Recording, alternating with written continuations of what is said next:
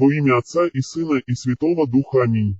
Здравствуйте, дорогие братья и сестры! Антисектантская служба Западного викариатства желает вам доброго времени суток. Сегодня мы продолжим говорить о секте в Чихачево, возглавляемую бывшим схиархимандритом Ионикием Ефименко, и коснемся одного из моментов, как же происходит вовлечение в данную неканоническую религиозную организацию.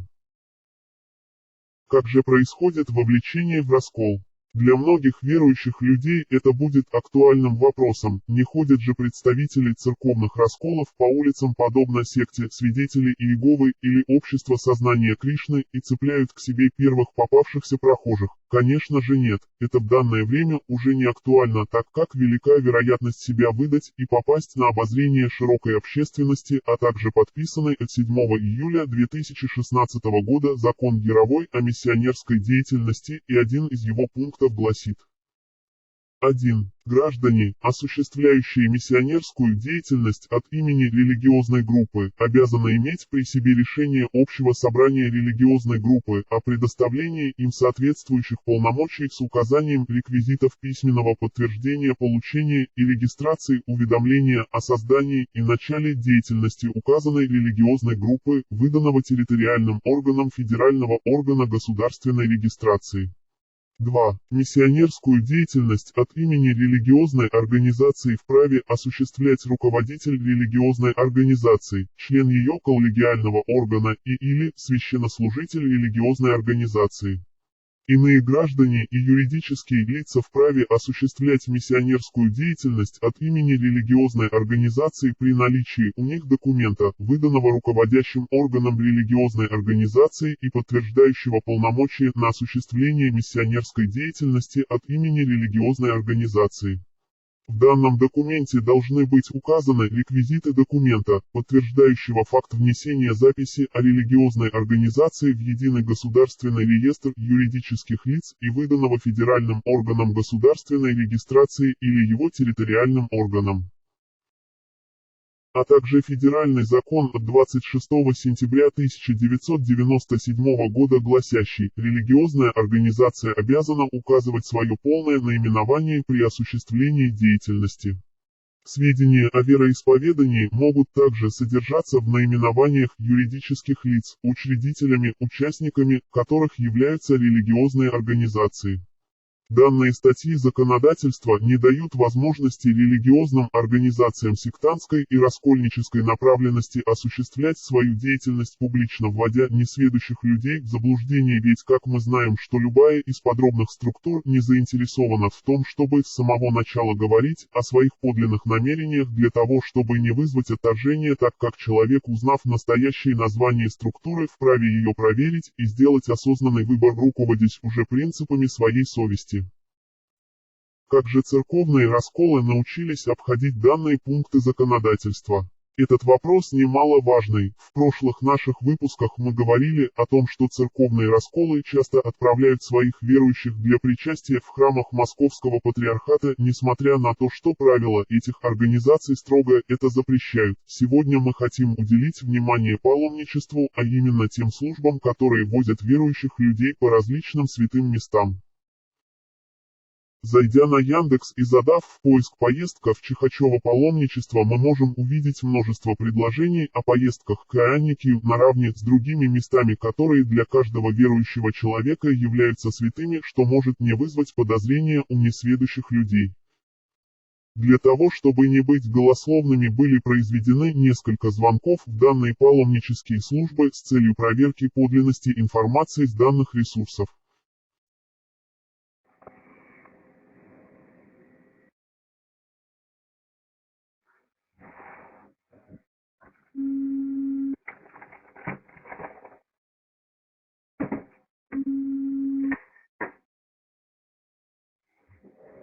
Алло.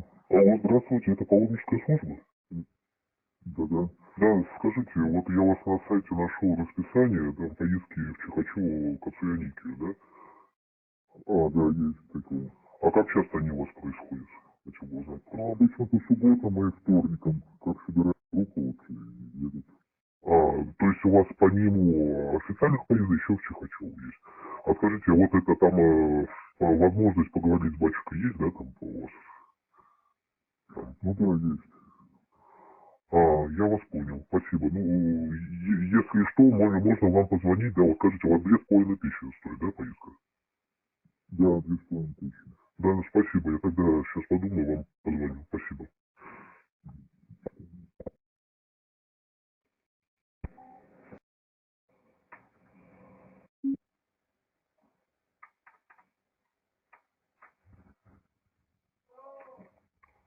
Алло, здравствуйте, это паломническая служба?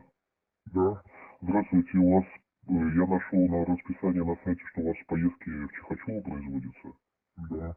В какой периодичностью, скажите, пожалуйста? Вот мы сейчас едем, на субботу. Скажите, у вас это официальная, да, паломническая служба? Ну, я его чату, да. Я вас понял, да. Скажите, вот Кацуяники, да, у вас водятся поездки производятся? Что? Кацуяники у вас поездки, да? У меня разные поездки. Нет, в смысле, вот это вот сейчас вот, да, вот поездки будут, да, вот это. Да, сейчас мы едем, да, со вторника на среду. Ну, понятно, да, спасибо, я просто хотел уточнить, да, сам тоже захотел поехать тоже. Спасибо. Когда вы поедете? Ну, просто на следующие разы, просто у вас же они, если они у вас будут, просто сейчас, вот, если не будут, почему нет? Ну, понятно, спасибо, тогда буду иметь в виду, спасибо. Звоните, пожалуйста.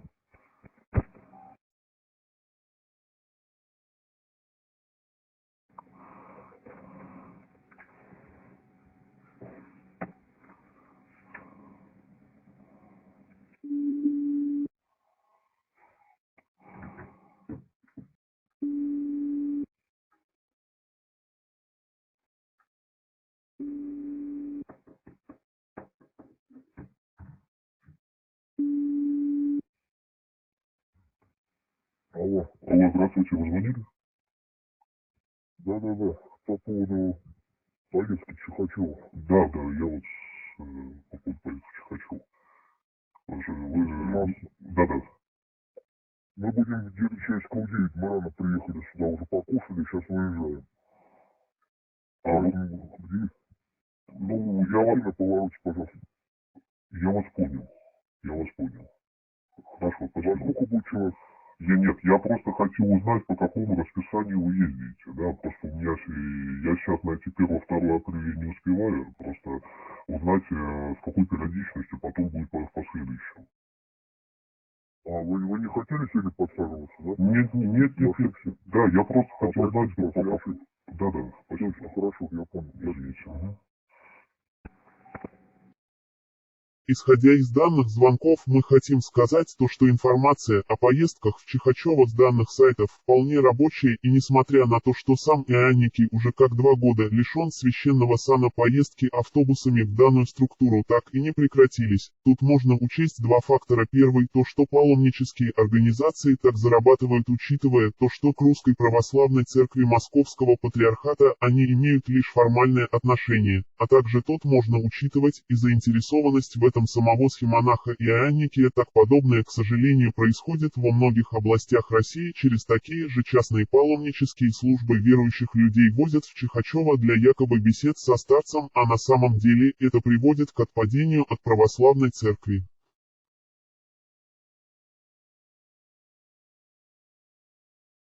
Этот новый храм, это ваш храм. Это я уже сделал сам.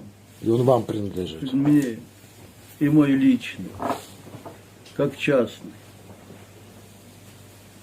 Значит, получается, что это как бы, и ваша церковь. Это уже не РПЦ. Да, это уже мой. Ну вот вас запретили в служении сейчас. Запретили, но Господь не запретил. Я не подчиняюсь запрету этому. И ихнему приказу. Как венчал, так и буду венчать. Как крестил, так и буду крестить. И таинство будете делать? Буду все совершать. Так от чего?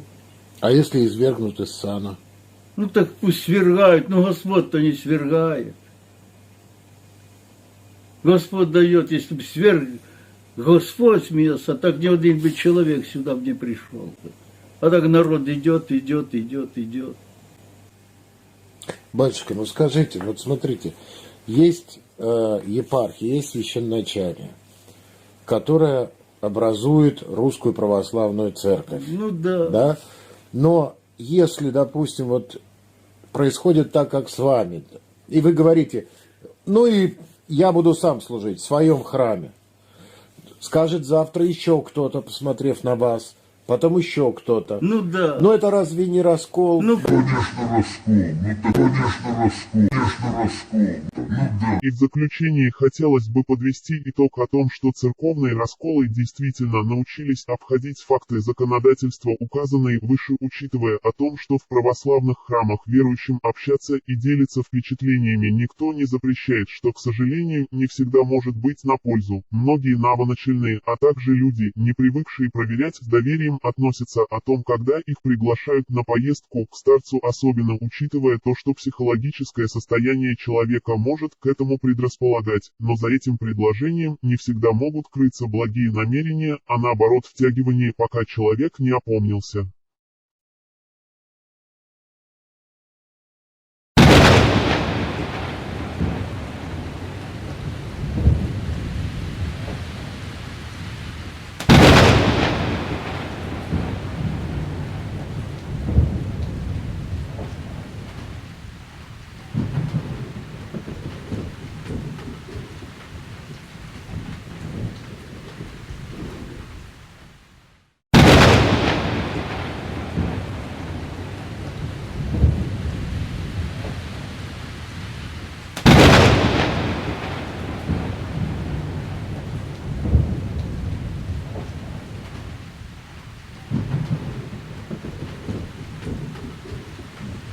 Вот так народ идет, идет, идет,